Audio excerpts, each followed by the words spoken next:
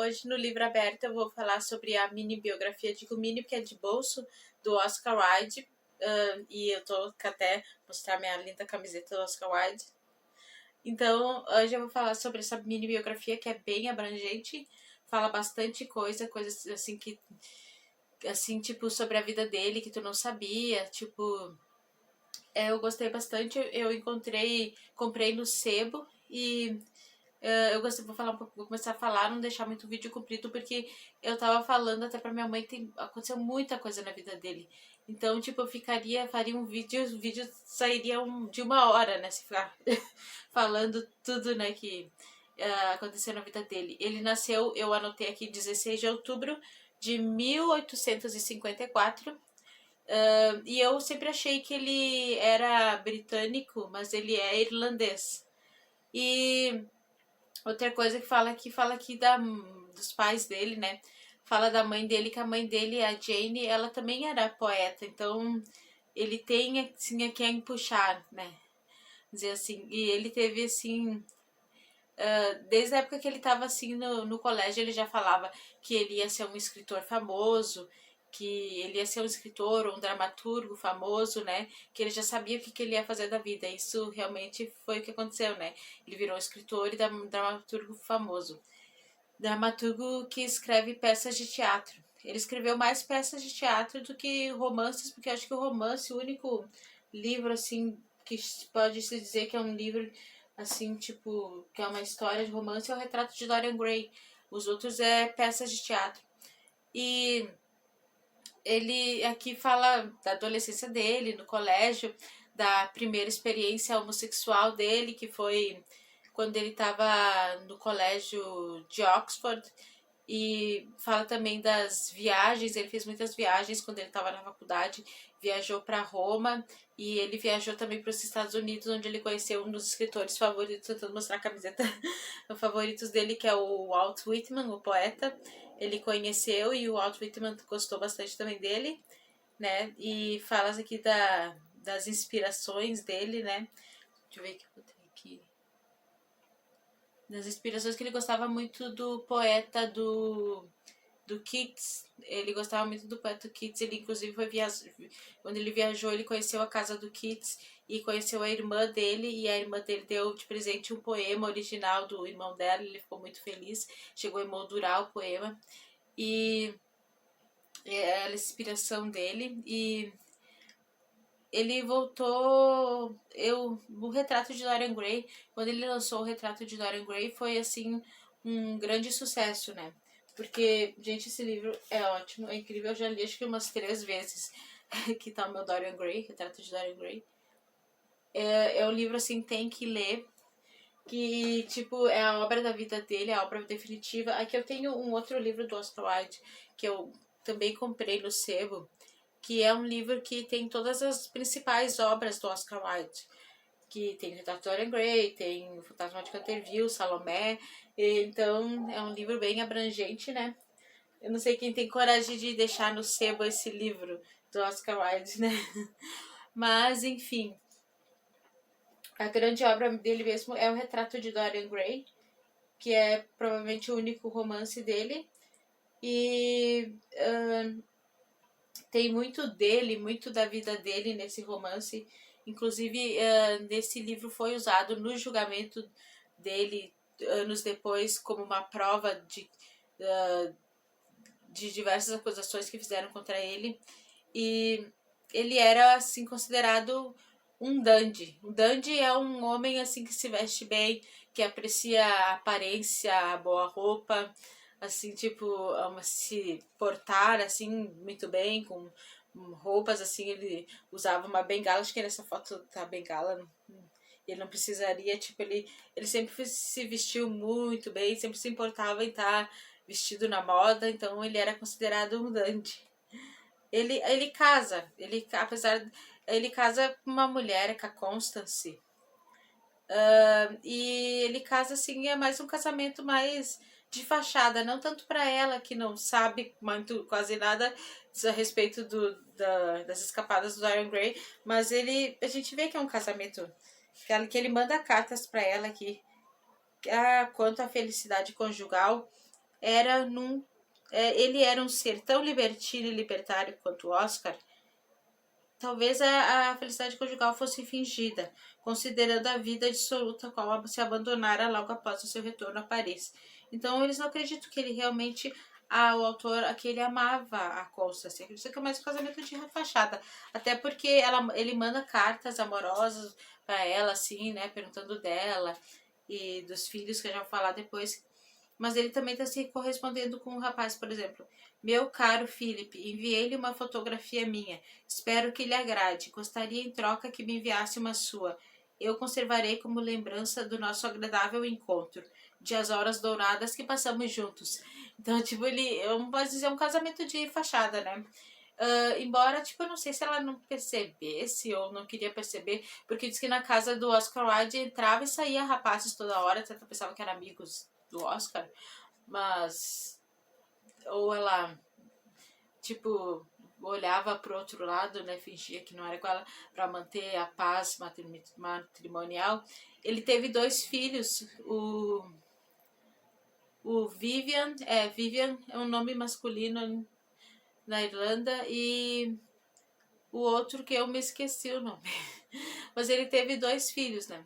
Então, tipo, e ele era assim com ele adorava ser pai, né? Então, assim, ele era um ótimo pai para eles. E ele, os filhos, acho que eu anotei Cyril, o nome do outro é Cyril e Vivian.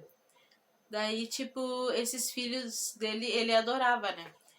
E ia passando o tempo, ele ia multiplicando as conquistas amorosas, e a mulher, a Constance, nada sabia, ou se sabia, né? Olhava para outro lado. E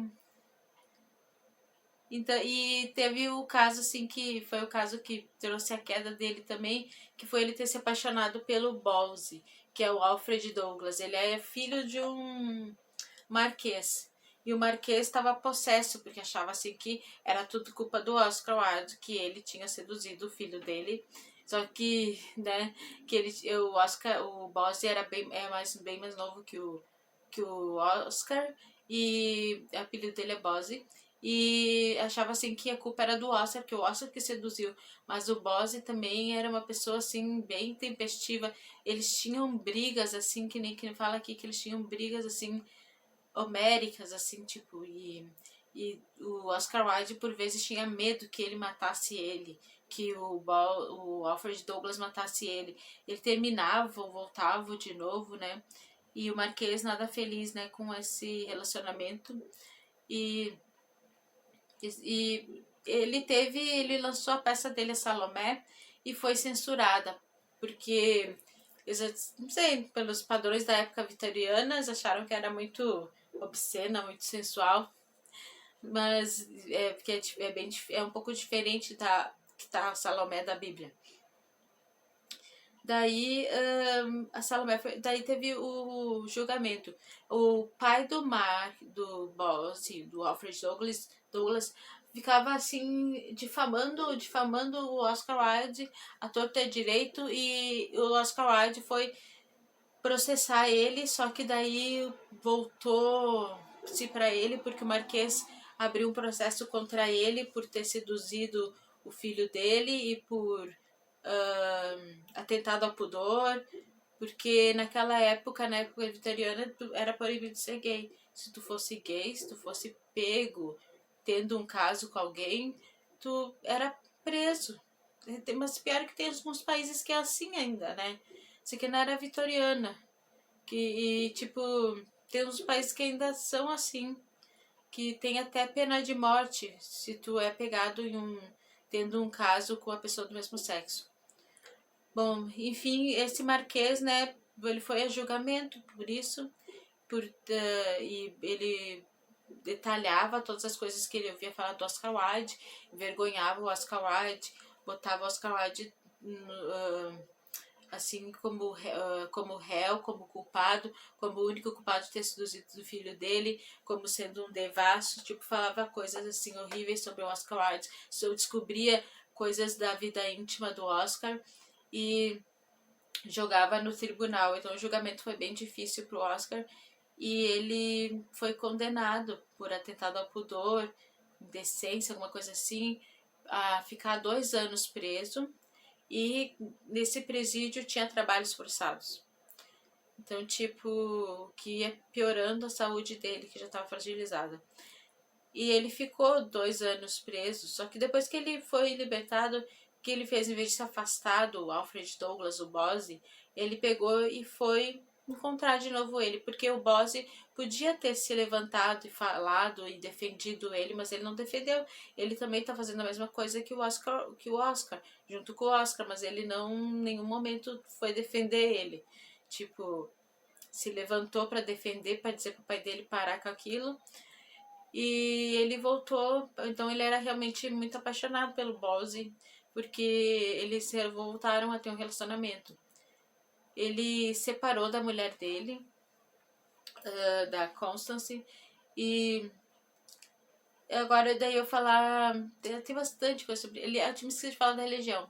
Quando ele estava na faculdade ele era maçom, depois ele se converteu ao catolicismo, e isso. Mas eu não sei explicar bem o que é maçonaria, tá? Mas é isso aí. Bom, outra coisa que eu ia falar que no final, né, da vida, depois que ele saiu da cadeia, ele saiu com a saúde muito fragilizada.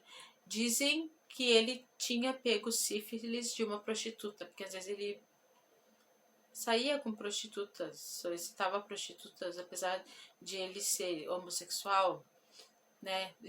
E aconteceu algumas vezes. Então, tipo, dizem que ele tinha sífilis, mas aqui no livro eles até falam que é possível que ele tivesse sífilis.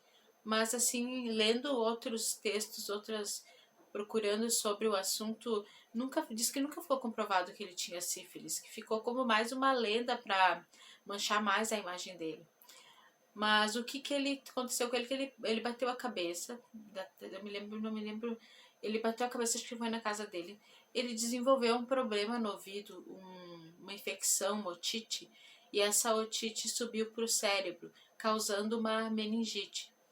Então, essa é a causa da morte dele, né, a meningite, em 1900. E conta aqui como foi os últimos meses, dias dele. É uma morte, nunca vi uma morte tão sofrida, que ele sofreu muito nessa morte, sabe? Ele delirava,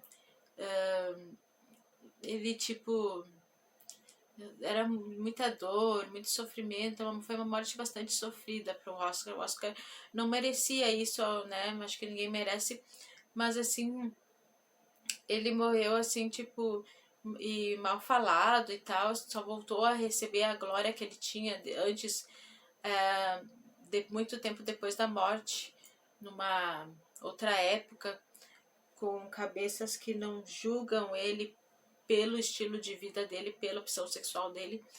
E a morte dele foi bem sofrida mesmo. É bem difícil de ler essa parte. E tu acaba lendo assim, chorando, sabe que ele morreu no século retrasado, né? Mas tu acaba chorando, né? Porque é muito doída a morte dele. E os amigos dele enterraram ele ali na Irlanda, na Inglaterra, que é onde ele estava. E só que depois ele foi transladado para Paris. E tem o túmulo dele até hoje em Paris, sabe? Tem um monumento e, deixa eu ver, e lá ele descansa. Então passou muito tempo até ele ser visto com glória de novo, com um grande escritor que ele foi, e ser assim um escritor festejado como ele é hoje, porque a carreira dele na época tinha sido destruída, né,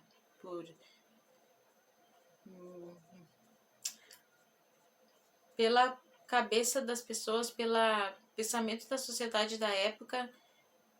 Ele devia ter nascido noutra época. Eu acho que se ele devia ter nascido nos anos 60, quem sabe, ou nos anos 2000. Mas não podemos, né, mudar a história. Então é isso, fica a dica e leia o Retrato de Dorian Gray. Não deixe de ler o Retrato de Dorian Gray. Maior obra-prima do Oscar Wilde. Tchau. Ah, mostrar o que eu tô lendo, né? Eu tô lendo esse colosso aqui, incrível, a autobiografia do Martin Luther King, muito bom. Tô quase na metade, ele tem 400 páginas e bem emocionante, muito bom. Então tá, tchau, se inscreva, dá um like. Até a próxima.